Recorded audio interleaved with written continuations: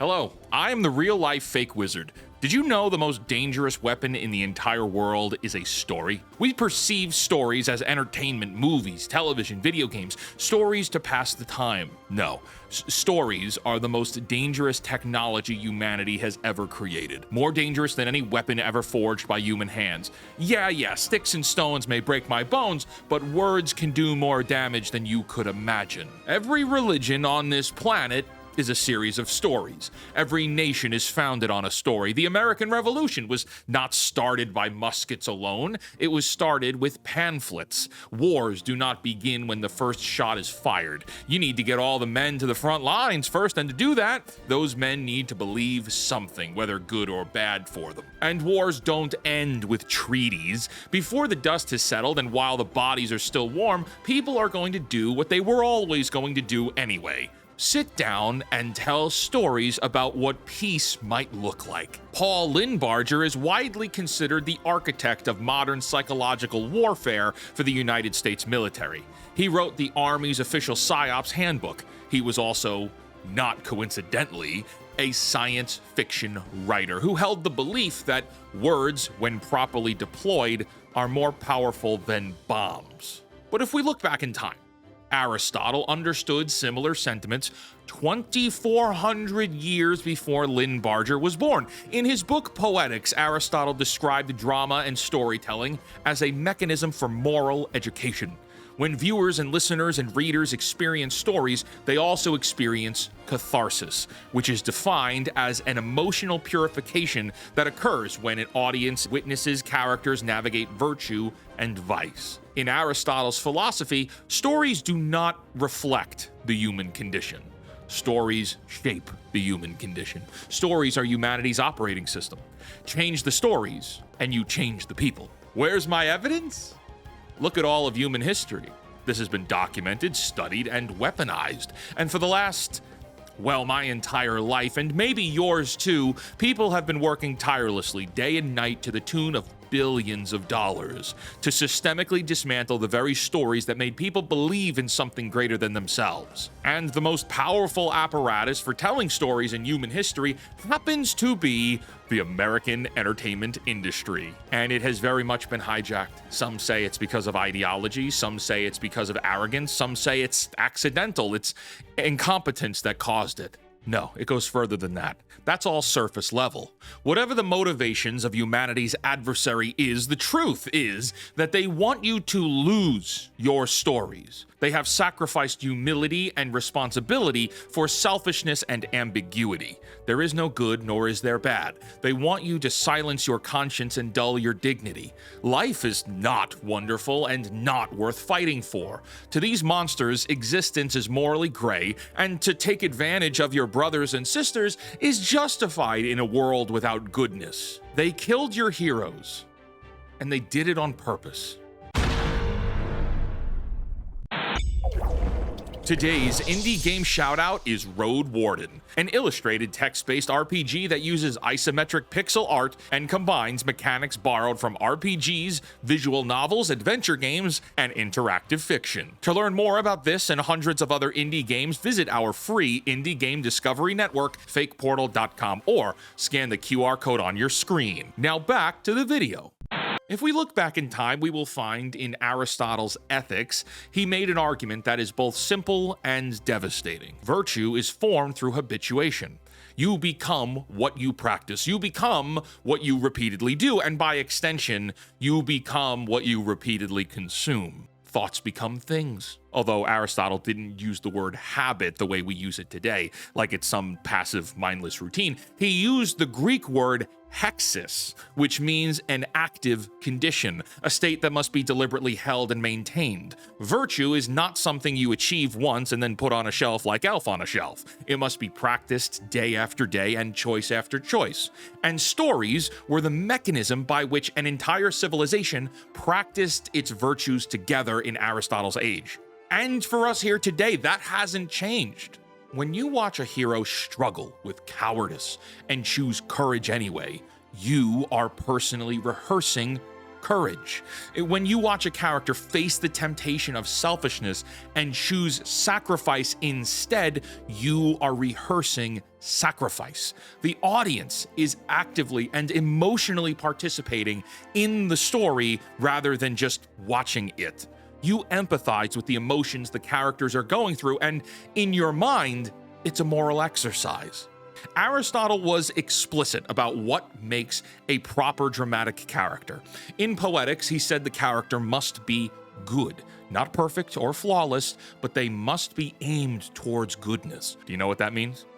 That means 2,400 years ago, human beings understood dramatic theory and told us what would happen if you extracted goodness out of your stories. Firstly, you lose the audience. That's number one. Because the audience is human, and even if they can't find the words to describe it, they know what is right and what is wrong. The human soul requires moral nourishment the same way the body requires food. When you replace goodness with moral emptiness dressed up as complexity, you're starving the soul, and audiences will abandon ship as they have. And then we see box offices collapse. The North American box office is down 23% from pre-pandemic levels.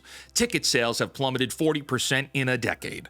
Per capita movie attendance has declined 46% since its peak.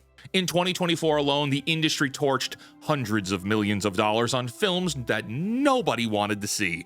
Joker 2, Furiosa, Borderlands, Craven, Madam Web. 2025 saw Superman, the most recognizable superhero on the face of the earth, fail to break even on a $350 million production budget. Frequent moviegoers, like the people who go to a theater once a month or more, dropped from 11% of the population in 2019 to only 6% in 2024.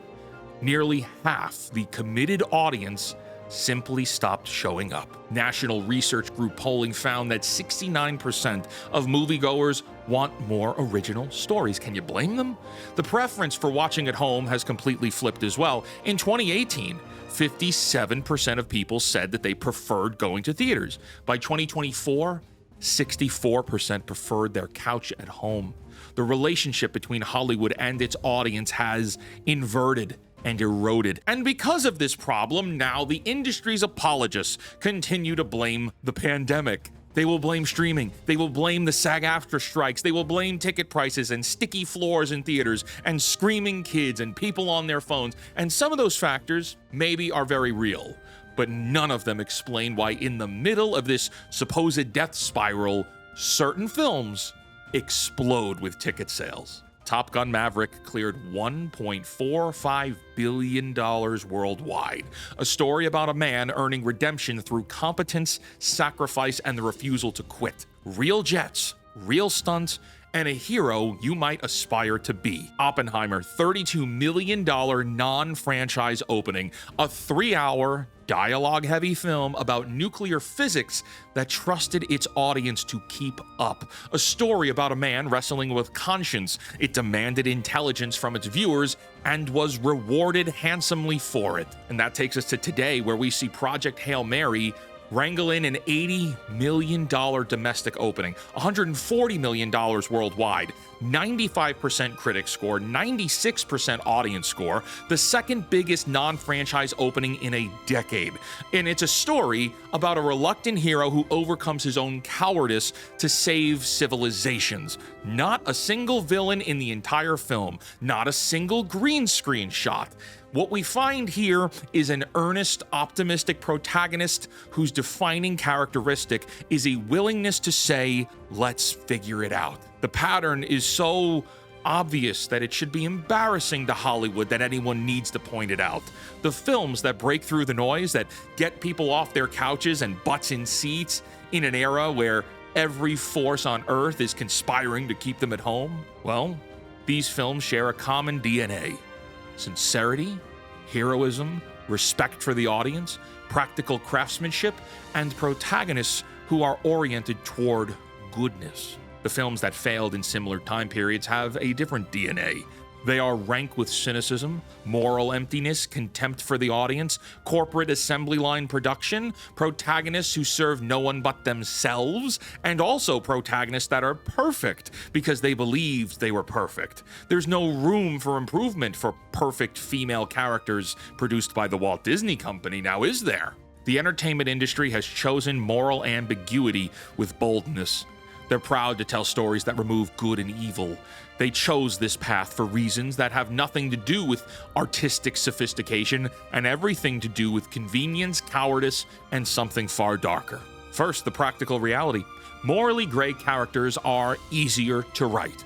A heroic arc requires a bit of craft. It requires you to establish a character with genuine virtue, place that virtue under credible threat, force the character to fail, and then earn the redemption through sacrifice and growth. That is a challenging thing to do. That requires a writer who understands human nature at a level deep enough to dramatize the struggle between who we are and who we could be. A morally gray character requires none of that. You just write someone who does what they want to do and call it complex. You write someone selfish and call it realistic. You write someone who never grows, never sacrifices, and never chooses the hard right over the easy wrong, and you dress it up in prestige television lighting and a moody soundtrack to boot, and then tell the audiences this is what mature storytelling looks like. No, this is pathetic laziness.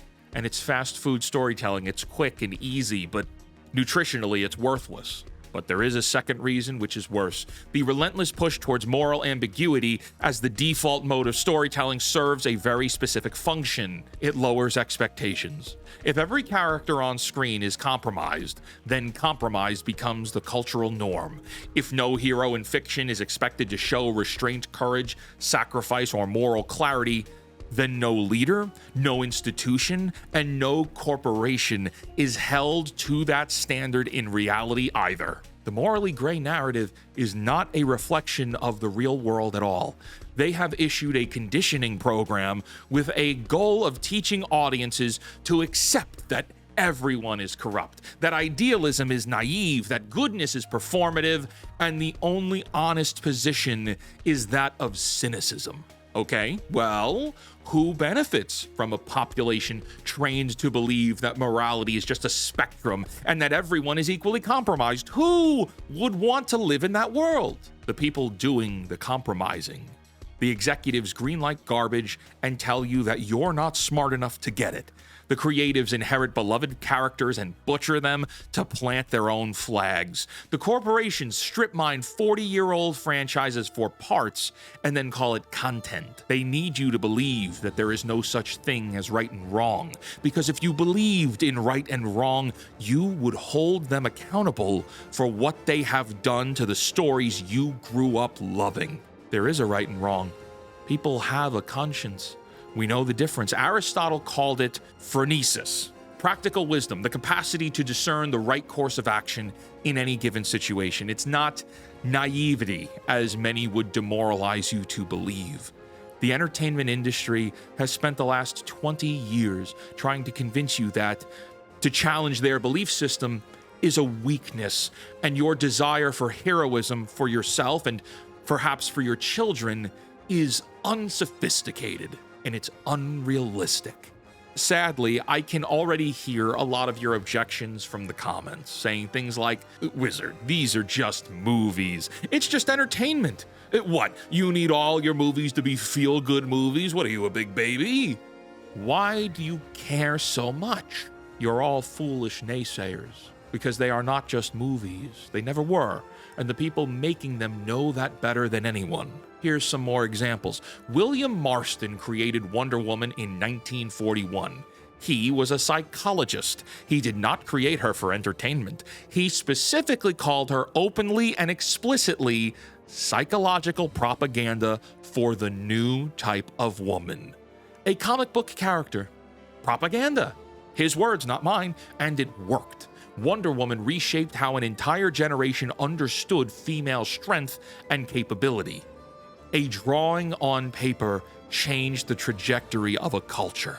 The earliest war stories, dating back to 3000 BC, were tools for survival, meaning, and memory. The Iliad was the moral operating system for Greek civilization. It taught young men what courage looked like and the price of pride.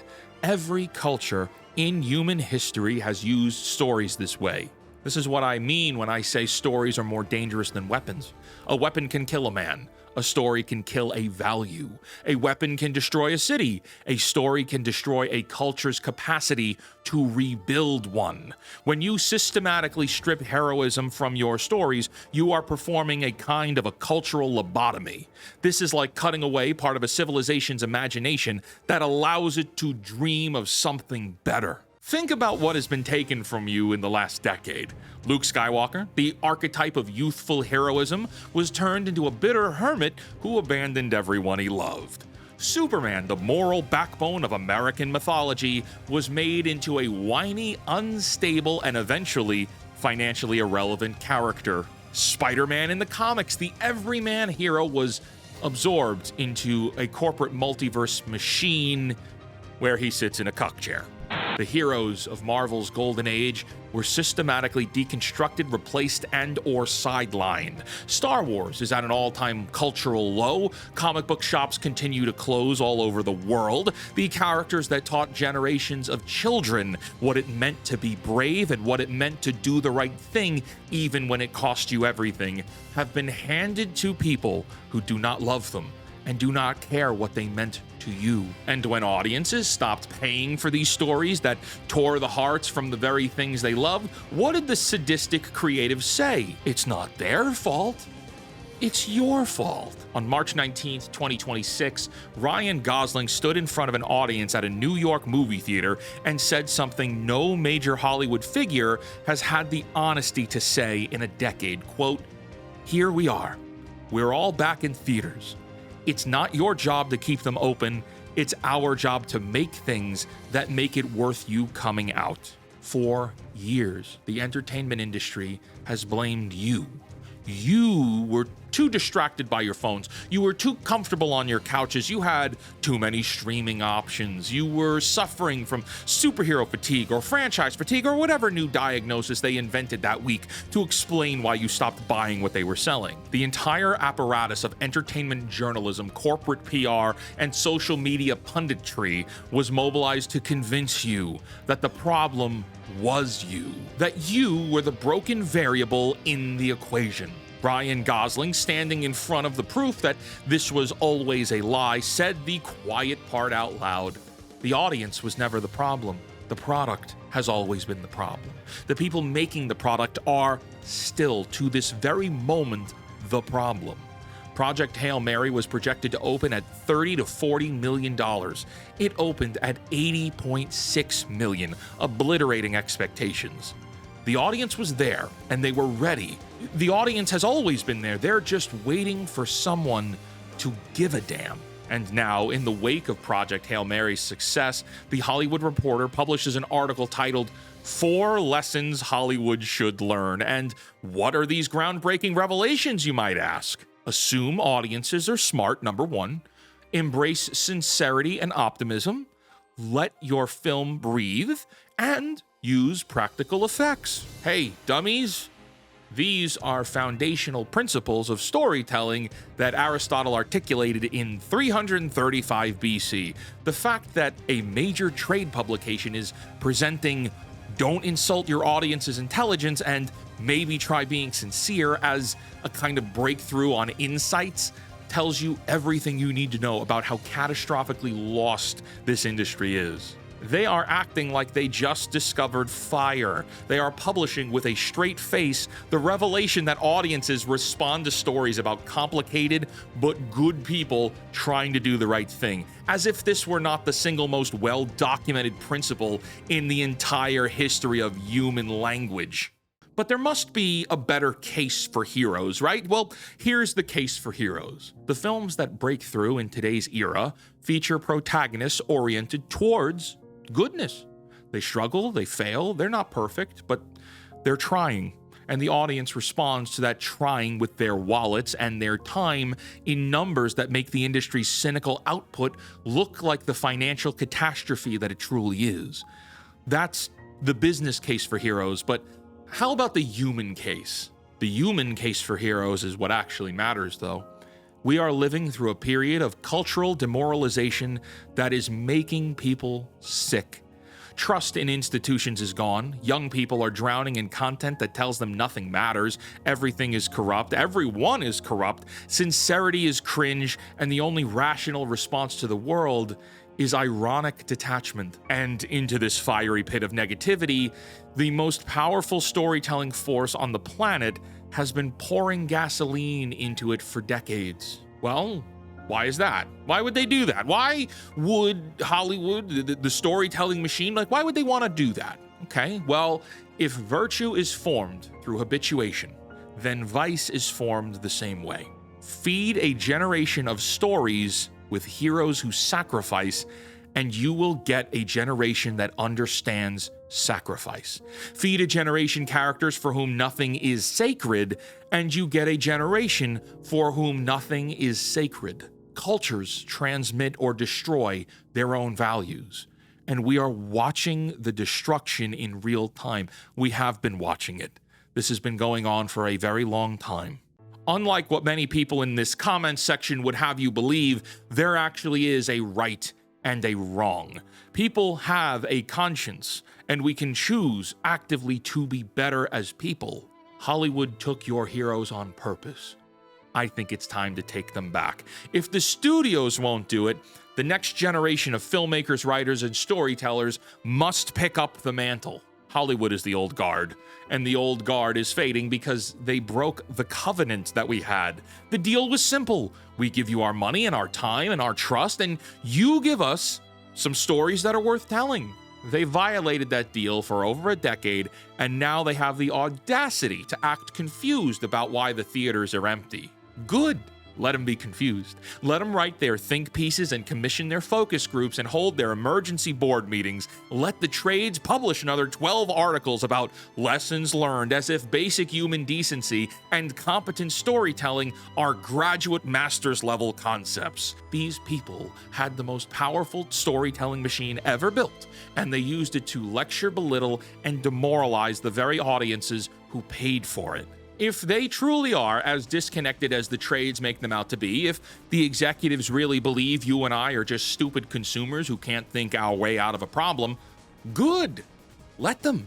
Don't correct that for them, replace them. The barrier to entry for storytelling has never been lower in human history. You can write a novel on your phone. You can shoot a film on a camera that costs a few $100s and it'll be in 4K. Soon you will be able to make video games from a laptop in your bedroom. You can create a comic, you can animate a short, you can record a podcast, publish a book, and distribute it to the entire planet without asking a single executive in Los Angeles for permission. The old guard needed studios, they needed distribution deals, they needed printing presses, broadcast licenses, and theatrical windows. You need a laptop and a story worth telling. This is the single greatest shift in the history of human storytelling, and it happened right under their noses while they were busy turning Superman into a box office write-off. So here is your mandate. If you are a writer, write. If you're a filmmaker, pick up the camera. If you are a game developer, build worlds that mean something to people. Creatives, aspiring creatives, storytellers, lead us the way out.